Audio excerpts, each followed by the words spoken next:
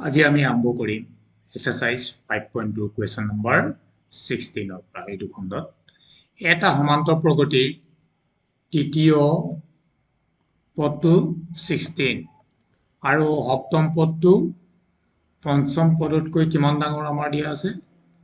12 ডাঙৰ সমান্তৰ প্ৰগতিটো আমি নিৰ্ণয় কৰিব লাগে আমাৰ ইয়াত কি হ'ব দিয়া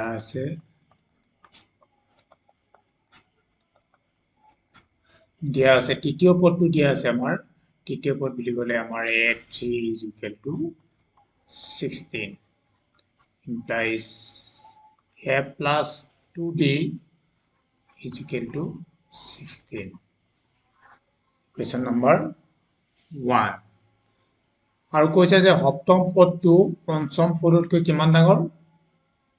12 ডাঙৰ তেতিয়াহ'লে আমাৰ কিমান হ'ব সপ্তম পদটো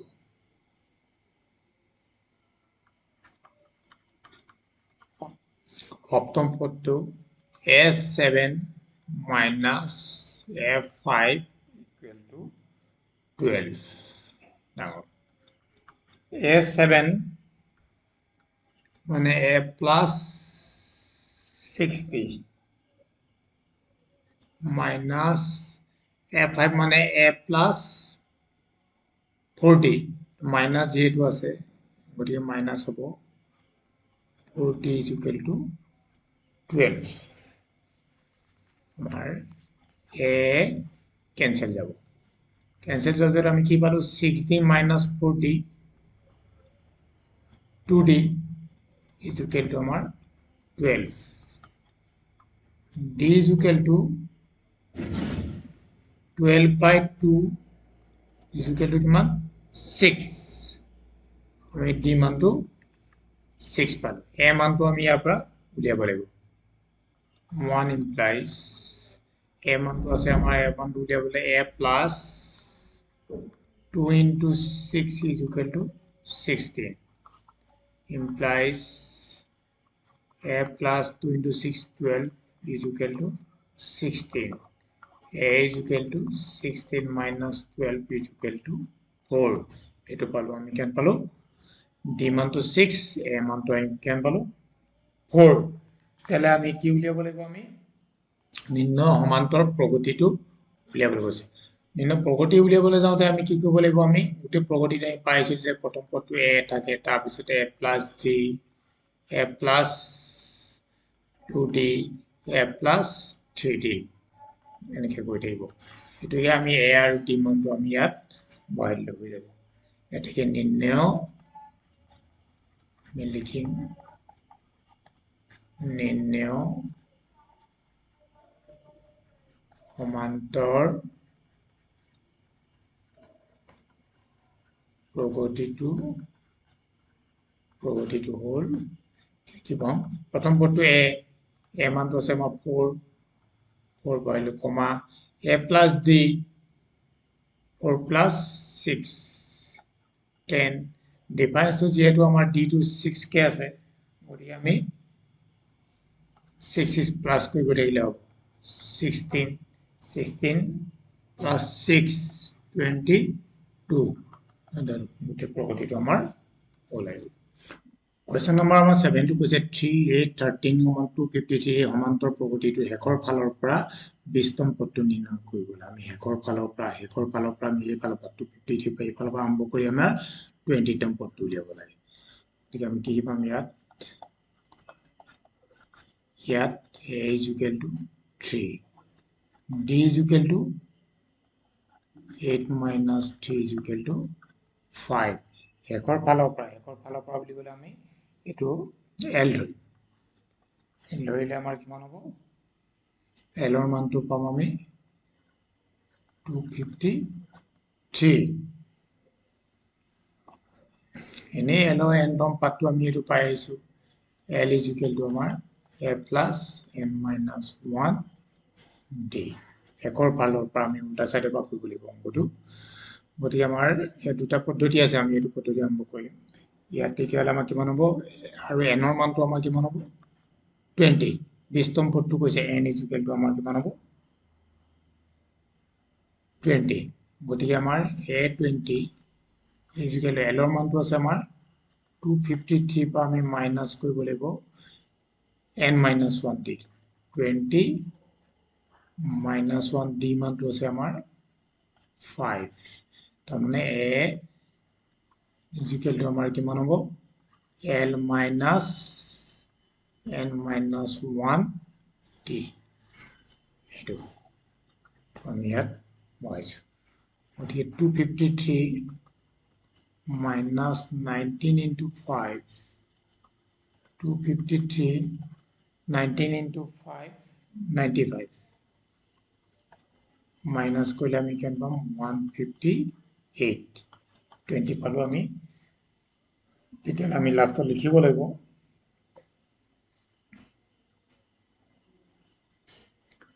যে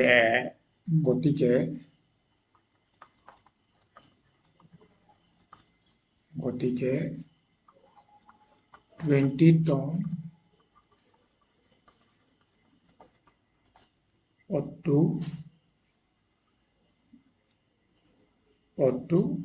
158 question number 18 to কৈছে আমাৰ এটা সমান্তৰ প্ৰগতিৰ চতুৰ্থ আৰু অষ্টম পদ চতুৰ্থ আৰু অষ্টম পদ দুটা যোগফল দিয়া আছে আমাৰ কিমান 24 আৰু ষষ্ঠ আৰু দশম পদ দুটাৰ যোগফল দিয়া আছে 44 সমান্তৰ প্ৰগতিটোৰ প্ৰথম তিনিটা পদ আমি প্ৰথম তিনিটা পদ আমি নিৰ্ণয় কৰিব লাগে প্ৰথম তিনিটা পদ নিৰ্ণয় কৰিবলৈ কি দিয়া আছে আমাৰ চতুৰ্থ পদটো আমাৰ ইয়াত কি দিয়া আছে ইয়াত কি হ'ব চতুৰ্থ পদ a4 আৰু অষ্টম পদ এ যোগফল কিমান দিয়া আছে আমাৰ 24 a4 মানে আমি কিমান পাওঁ a plus 3d a8 মানে a plus 7d is equal to 24 a plus কৰিলে আমাৰ কিমান হ'ব twice a 3 plus 7 10d is equal to 24 দুয়ে আমাৰ প্ৰত্যেককে ডিভাইড যায় গতিকে দুই এটা ডিভাইড কৰিলে আমাৰ a plus 5d is equal to 12 সমীকৰণ 1 নম্বৰ সমীকৰণ পালো আকৌ আমাৰ দ্বিতীয় সূত্ৰটো কৈছে কি দ্বিতীয় সূত্ৰটো আকৌ কৈছে আমাৰ a6 plus দশম a10 is equal to 44 a6 a plus 5d a10 a plus 9d is equal to 44 a twice a 5 plus 9 14d is equal to 44 এটো আমাৰ দুয়ে এটো হৰণ গৈ আছে আমাৰ a plus 7d is equal to 22 এটো সমীকৰণ নম্বৰ 2 এতিয়া আমি দুটা সমীকৰণ পালো 1 আৰু 2 আমি মাইনাস কৰি দিম 1 minus 2 1 minus 2 implies minus কৰিলে আমি কি পাম এটো a plus 5d যেটো মাইনাস কৰিছো আমি চিনটো মাইনাস হৈ যাব a minus 7d is equal to 12 minus 22 a cancelling যাব আমাৰ 5d minus 7d minus 2d 22 minus 12 minus 10 minus a minus cancel equal d is equal to আমি পাম minus 10 by minus 2 is equal to 5 d is equal to পালো 5 d মান 5 পোৱা লগে আমি 1 number 1 implies 1 number সমীকৰণত বহাই দিম a plus 5 into 5 is equal to our 12. A plus 25 is equal to 12. A is equal to 12 minus 25. A is equal to 12 minus 25 minus 13. A মানটো পালো আমাৰ -13, D মানটো পালো আমি 5. এতিয়া আমাৰ সমান্তৰ পদ্ধতিত প্ৰথম তিনটা পদ নিৰ্ণয় কৰিব লাগে। প্ৰথম তিনটা পদ আমি উলিয়াবলৈ গ'লে কি কৰিব লাগিব? A1 উলিয়াবি ইয়াত উলিয়াব পাৰো। A টো আমাৰ ওলাই আছে যেহেতু A1 is equal to A, গতিকে আমি A টোৱে প্ৰথম পদ হ'ব -30, দ্বিতীয় পদটো আমাৰ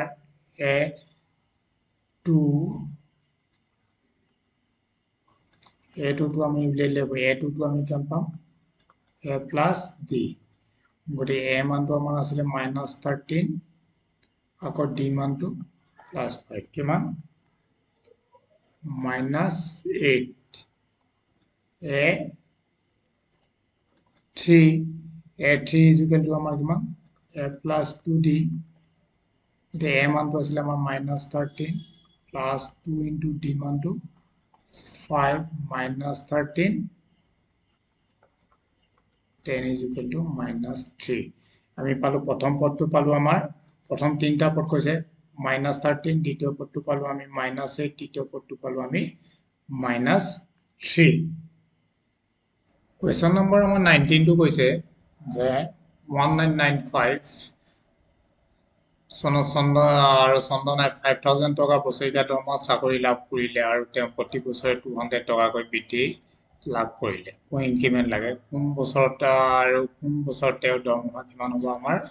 7,000 টকা হ'ব। প্ৰথমতে আৰম্ভণি আছিলে আমাৰ 5,000 টকা আৰু 7,000 টকা হ'লে কেই বছৰ লাগে? প্ৰত্যেক বছৰতে আমাক কিমানকৈ লাগে বুলি কৈছে? বৃদ্ধি হয়, ইনক্ৰিমেণ্ট লাগে 200 টকা। চাকৰি আৰম্ভ কৰিছিলে 1995 চনত। ইয়াত কি হ'ব? 5,000 টকা বছৰীয়া দৰমহাত প্ৰথমতে আৰম্ভণি কৰিছিলে, গতিকে A is equal to আমাৰ কিমান হ'ব ইয়াত? 5,000। সাধাৰণ অন্তৰটো কিমান হ'ব? প্ৰত্যেক বছৰতে আমাৰ কিমান লাগে? 200 টকাকৈ লাগে। D মানটো আমাৰ 200। তেতিয়াহ'লে TN টো কিমান হ'ব? 7,000 দিয়া আছে। আমাৰ AN টো আমাৰ কিমান হ'ব? 7,000। তাহলে আমি ইয়াৰ পৰা n ৰ মানটো n is equal to আমি পাই আহিছো যে a plus n minus 1 d is equal to 7,000। a মানটো 5,000 plus n minus 1 d মানটো 200, 7,000। ইয়াৰ পৰা উলিয়াবলৈ গ'লে আমাৰ n minus 1 200, 7,000 plus minus, গতিকে n minus 1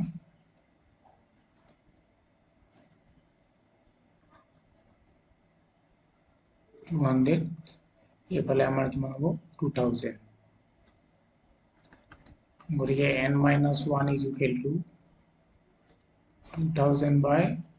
200, কিমান পাম আমি? 10। গতিকে n is equal to আমি কিমান পাম? 10 মাইনাস ইফালে গ'লে plus n is equal to আমি পালো 11। n ৰ মানটো আমি পাই গ'লো।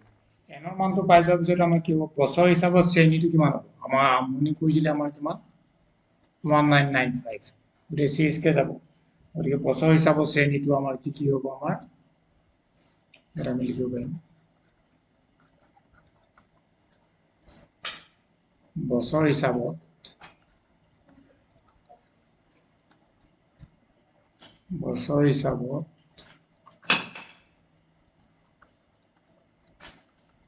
শ্ৰেণীটো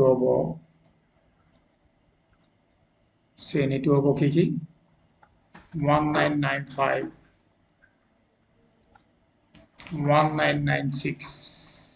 1997 ডট ডট আমাৰ এনেকৈ যাব ইয়াত আমি কি পাম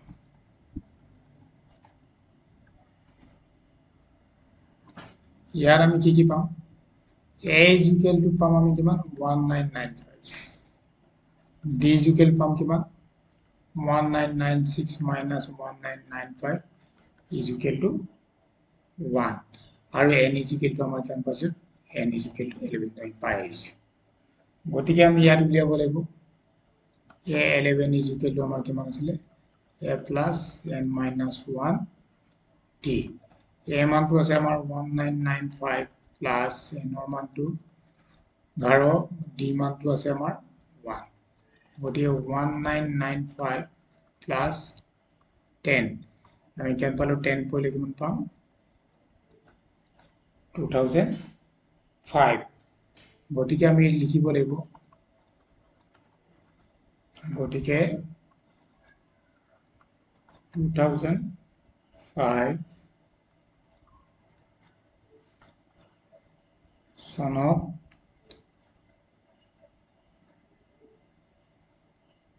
তেওঁ দৰমহা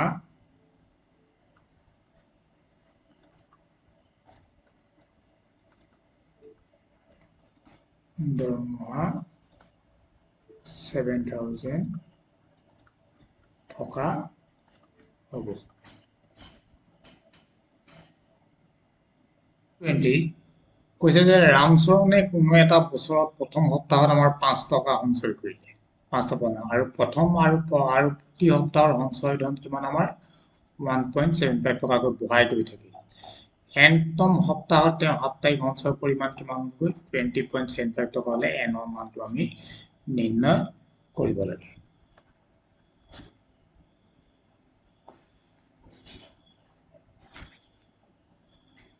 গতিকে আমাৰ প্ৰথমটো কি হ'ব ইয়াত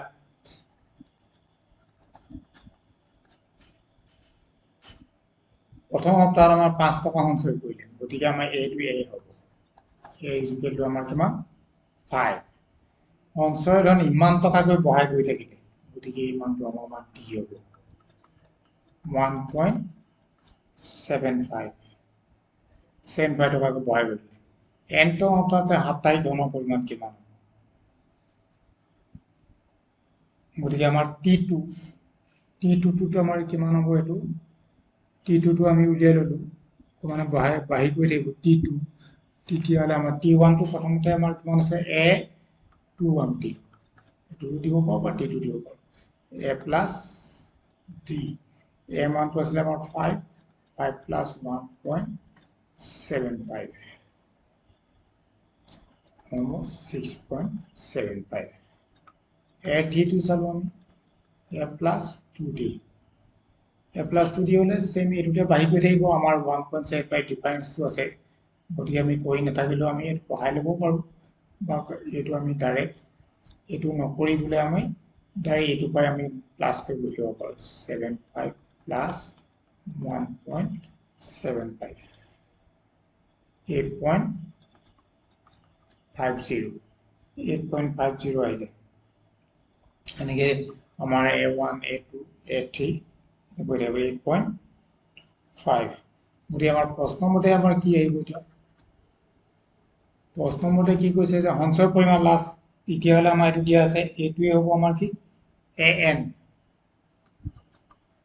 an is equal to আমাৰ কিমান দিয়া আছে 20.75 an মানে a plus n minus 1 t 20.75 a মানটো আছিলে 5 আমি n ৰ মানটো উলিয়াব লাগে এইটো ৰাখিলো d মানটো আমাৰ কিমান পালো 1.75 20.75 এইটো ৰাখিম আমি n minus 1 1.75 20.75 minus 5 n minus 1 1.75 20.75 আমি 5 minus কৰিলে পাম 15.75 15.75 পোৱাৰ লগে লগে নেক্সট আমি ষ্টেপটো পাম কিমান n-1 ওপৰতে আমাৰ 15.75 তলত পাম আমি 1.75 n-1 is equal to এটা ডিভাইড কৰিলে আমি কিমান পাম 9 n is equal to 9 minus 1 plus 1 this is equal to আমি কিমান পালো 10 তেতিয়াহ'লে আমাক কৈছে তেওঁ এনৰ কিমান হ'ব আমি 20.75 কিমান সপ্তাহত তেওঁ সঞ্চয় পৰিমাণ 20.75 হ'ব তাহলে এনৰ মানটো আমি কি লিখিম 20 এটাকে আমাৰ কিমান 10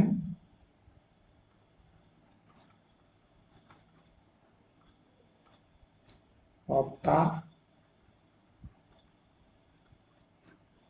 পাছত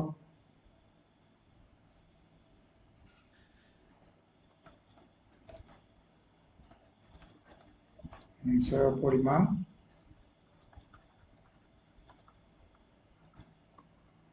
20.75 টকা